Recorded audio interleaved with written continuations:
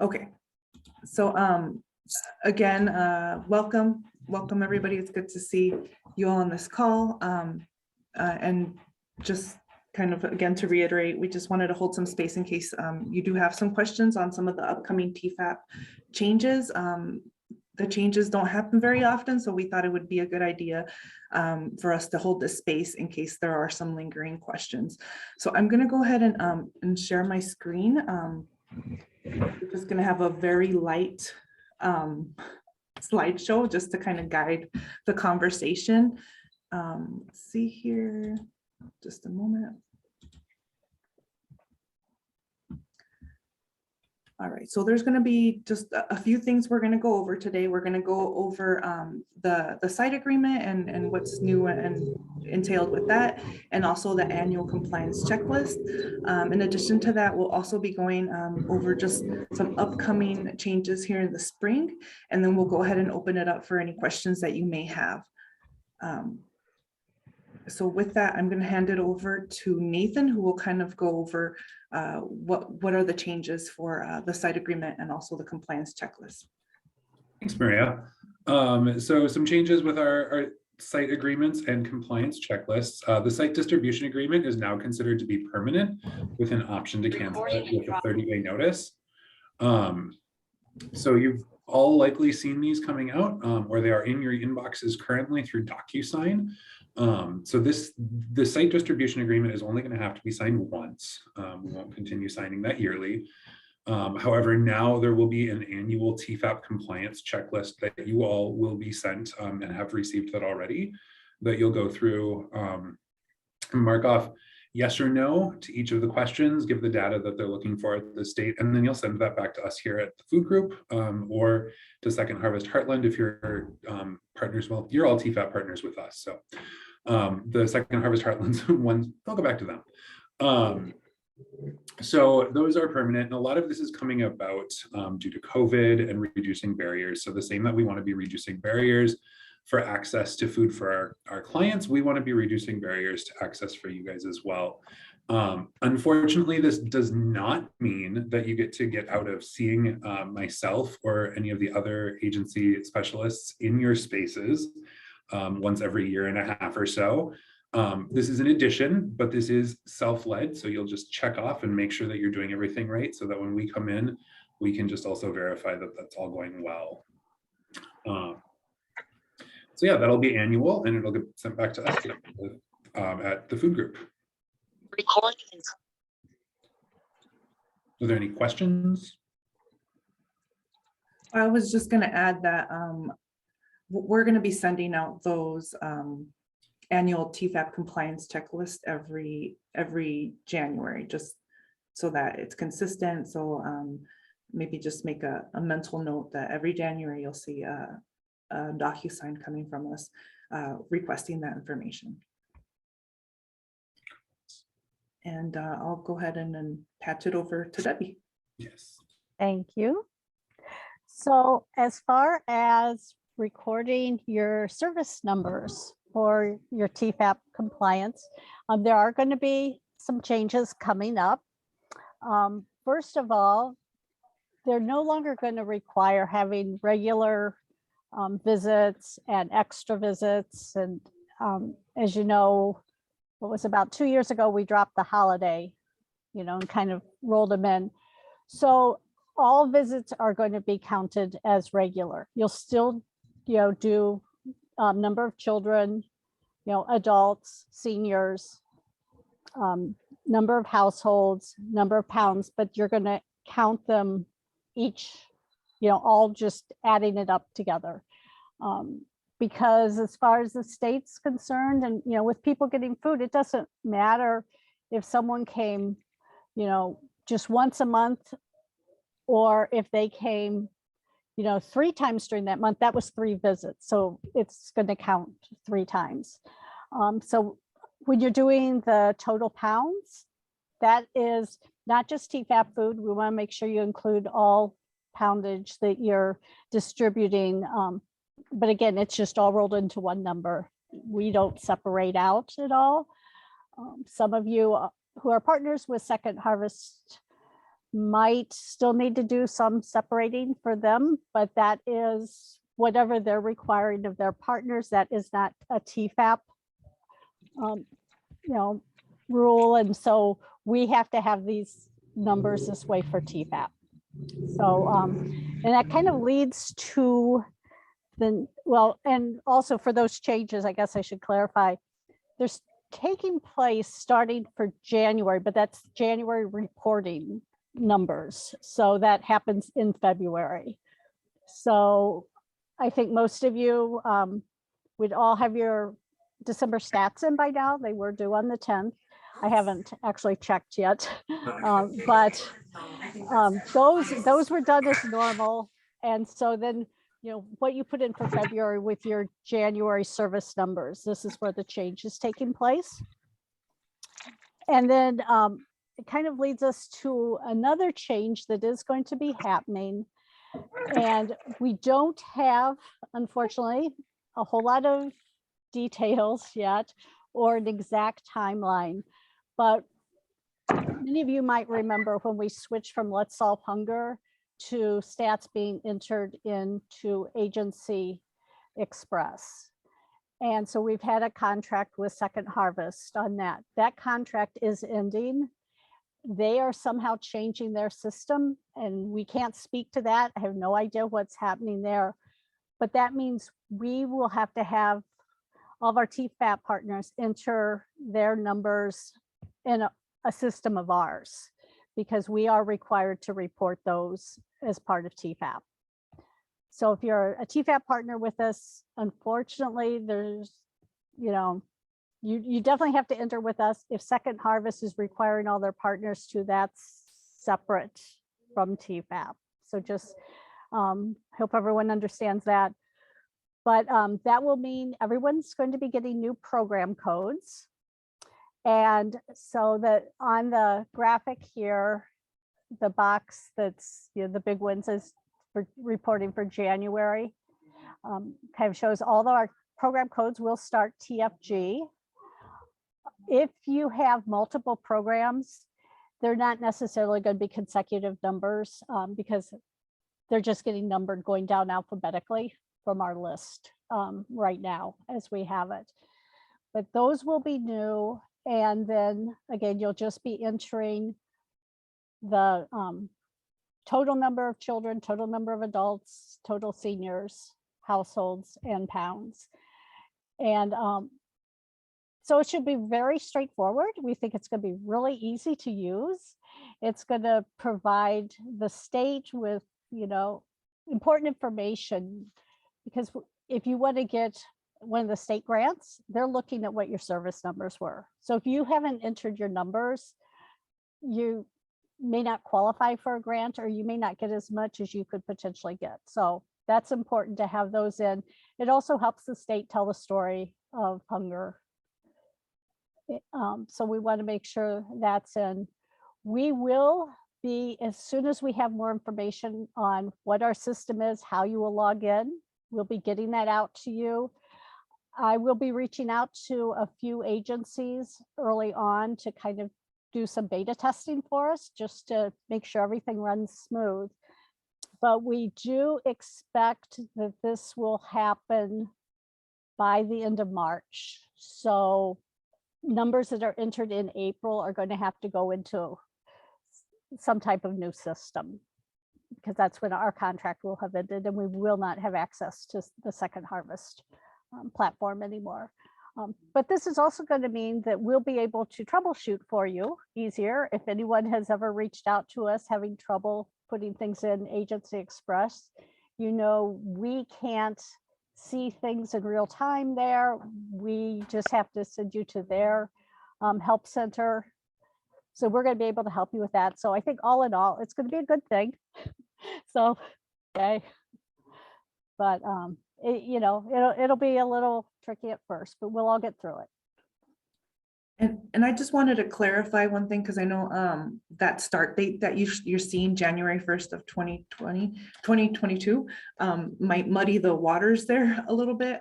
While that while this change is effective with the state, effective this year, because we are still in contract with Second Harvest in the way that we're collecting stats at the moment and until the end of March, you're still going to have to provide all those other all that other data, like the unique visits, extra child, until that contract is done, and then we move on to the new system. So I just wanted to clarify that because it is a little confusing. And in a nutshell, that was all we had. So I mean, we'll go ahead and open the space now for some questions.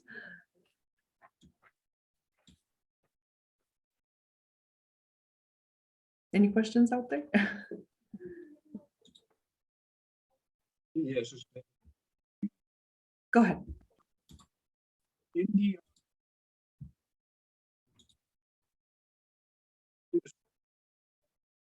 Lyndon, Having trouble hearing you, Lyndon. in the fascinating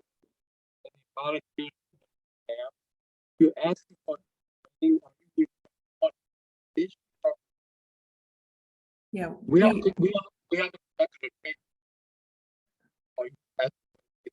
we can't, it's still coming, you're like in and out. Could you possibly maybe put the question in the chat? Oh, we heard you. Can you hear me? Yeah, we can hear you now. Okay. Okay, I had to move my computer. Okay. So in the civil rights training in the DocuSign document, you were asking for a training date. Are you asking for the date for last year?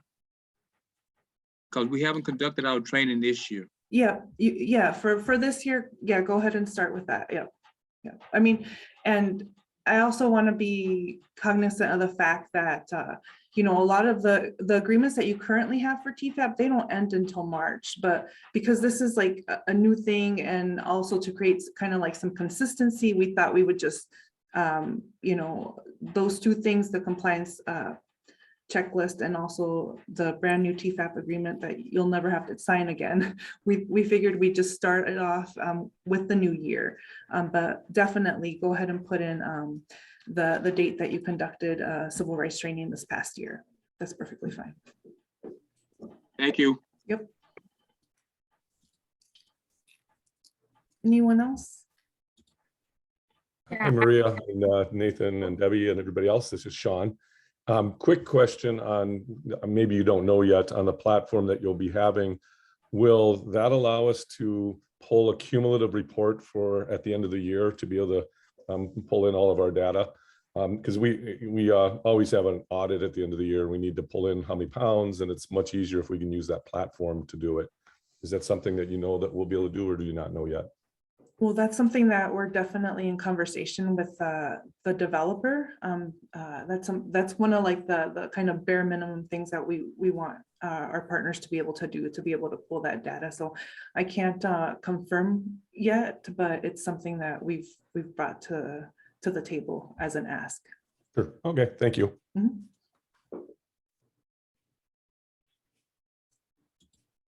I have a quick question about one of the items on the compliance checklist. This is Katie from Sonic Foundation, by the way. So I noticed there was a proxy policy. Is that required to be posted, or do we just have to have one?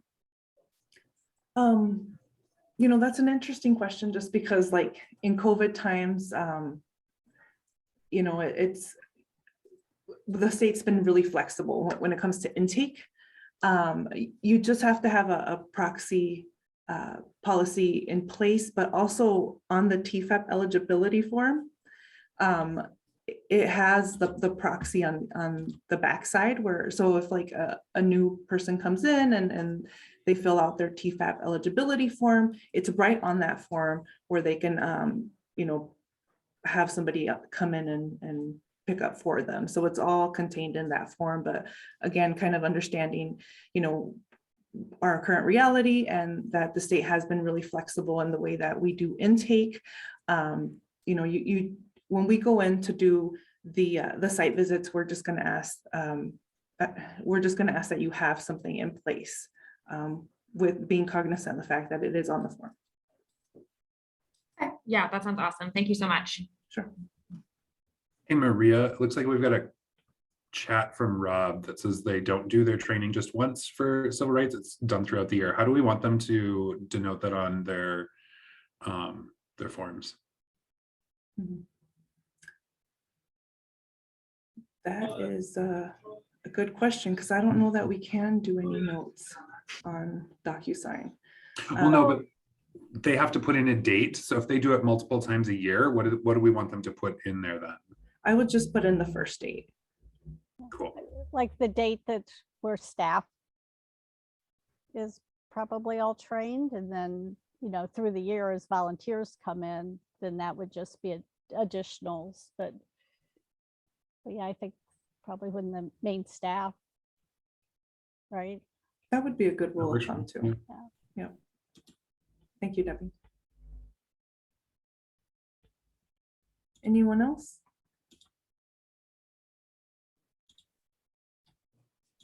I mean, I don't know I feel like the changes are a little, they're pretty straightforward, but again, we just kind of wanted to open the space in case there was any lingering questions, just because changes don't come often for TFAP.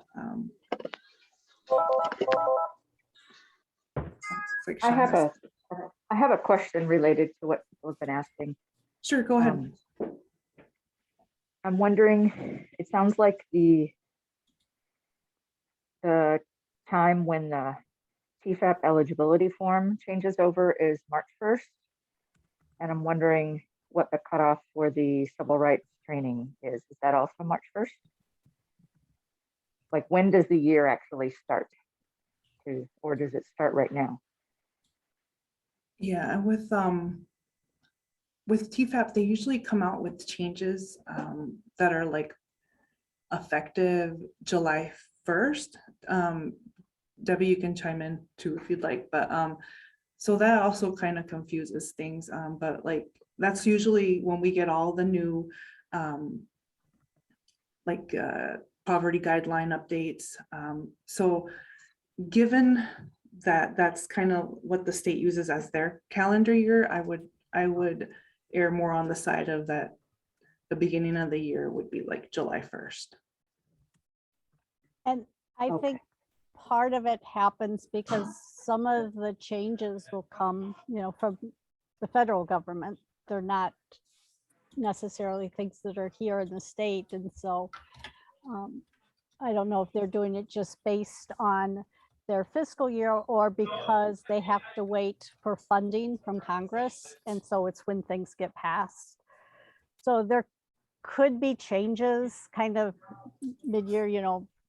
I mean, this agreement you're signing, you won't have to be re-signing, but you know, as the other changes come up, I think it'll just be getting the information out to everyone. They try to do it all together, but I know last year, especially Courtney was, she knew she had several things and then some of it was kind of dragging. And so things went out piecemeal just so they could get out. So, yeah. And what about the civil rights training? Do we need to start that over again at a certain point, or can we just assume that if we trained our volunteers in the last 6 months that we don't have to start training them again? Yeah, I mean, Or when is that date? you're only required to do it once a year. So if you train them in the last 6 months, you're still within compliance. I think maybe part of I know for sure that like Second Harvest does send out like their annual like civil rights kind of updates in March. So I mean, since you're like in partnership with both food banks, you know, that I mean that's fine as long as you've done your civil rights once a year, you'll still be in compliance. Thanks. And I know a question's come up from Dearest in the chat about where to access the most current civil rights training. And that's the new ones for this year have not been finished yet. Is that correct? No, we're in conversations with Second Harvest because in the past we've recorded that training together. So we're kind of going through kind of like the last details of that, but we should have a new civil rights recording done by the end of February at the latest. But I can send out like the most current, which is like kind of 2 years old, when I send out the link for this webinar.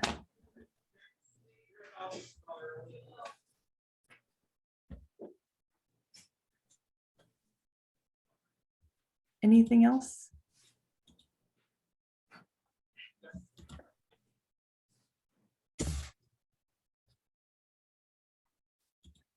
All right, sounds awful quiet out there.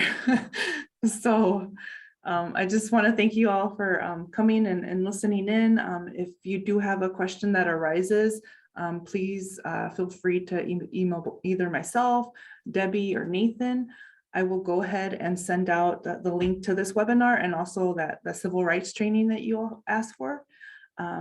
It's good seeing your names on the screens, and I hope that your year is off to a good start already. Thank you And all. Can I just add Yeah. real quick, if Oh, go you're ahead. emailing, be sure to email us